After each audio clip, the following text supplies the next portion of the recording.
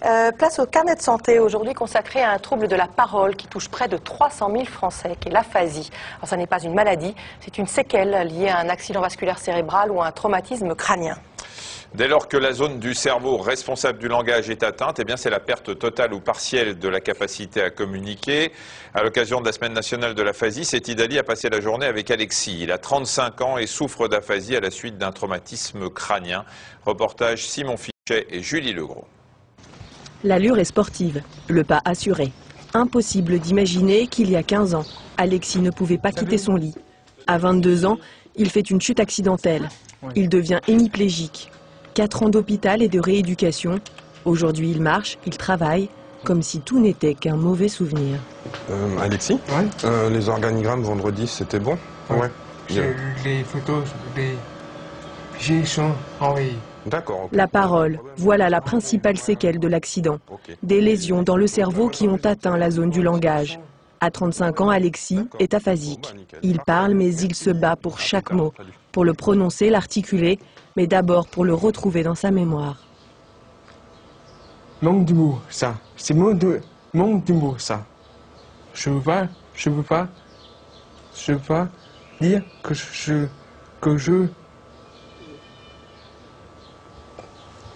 dis. Tu ne peux pas dire ce que tu veux. Ouais. Mais non, c'est pas, je veux. Mais ils sont où les mots? Ils sont où les mots? Dans ma tête, mais caché. Alexis a tout pour parler. Sa tête, ses muscles, ses cordes vocales, ses idées. Mais les mots, eux, restent souvent sur le bout de la langue.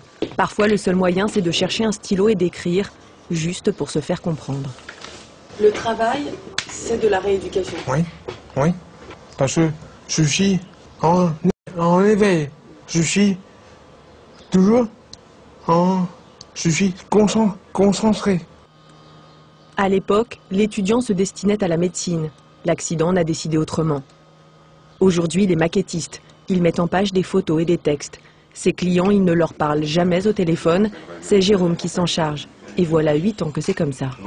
Je connais Alexis depuis qu'il est ici et on peut dire qu'il a fait énormément de progrès, notamment même au sein de l'équipe, parce qu'au début il était un peu réservé, puisque c'était... Quand on a la barrière de la parole, entre guillemets, des fois c'est un peu compliqué, mais il a su très bien s'adapter. Mais sorti du cocon, le plus dur, c'est dehors, les autres qu'il faut affronter, leur regard, leur jugement, comme celui de Vanessa, son amie d'enfance, son amoureuse des années collège. T'as remarqué qu'il faisait 28 degrés dehors? Ouais. C'est inévitable, blouson. Juste après l'accident, Alexis l'a rappelé. Ils se sont revus. Et ce jour-là, Vanessa s'en souvient très bien. J'avais peur de ne pas être à la hauteur, quoi. J'avais peur de le prendre comme un mongol. J'avais peur de ne pas réussir à faire abstraction de ses problèmes de langage et du coup d'oublier que dans sa tête tout fonctionnait normalement en fait. Et je pense que faudrait lui demander, mais à mon avis cette peur elle était fondée et je pense que même si je fais tous les efforts du monde, j'arrive pas non plus à complètement oublier quoi. Puis le rituel s'est installé. Régulièrement, il passe la voir, il parle, elle écoute patiemment. Mais pour en arriver là, il a fallu mettre toute son énergie ici, dans ce cabinet. Chaque semaine, Alexis a rendez-vous avec son orthophoniste. Ensemble, ils travaillent pour parler plus vite dans un temps encore plus court. Vous êtes prêts? Oui, perdre la partie, perdre une personne. Oui. Lancer une machine, lancer un ballon.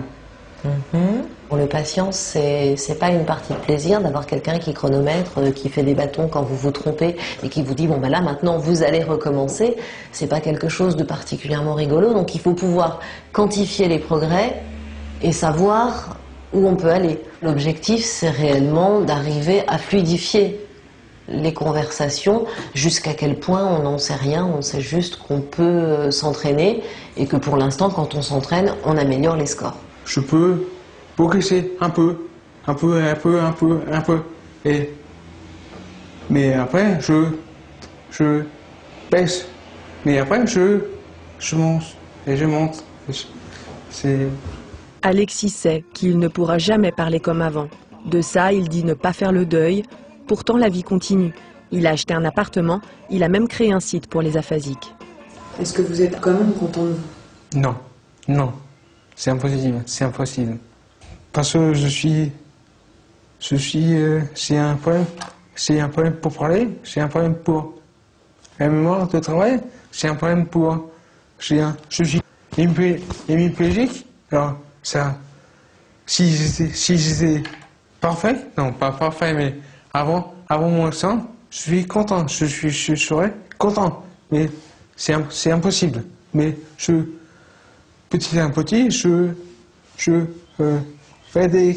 fais des progrès. Son avenir, il le voudrait aux côtés des aphasiques, s'investir auprès des handicapés.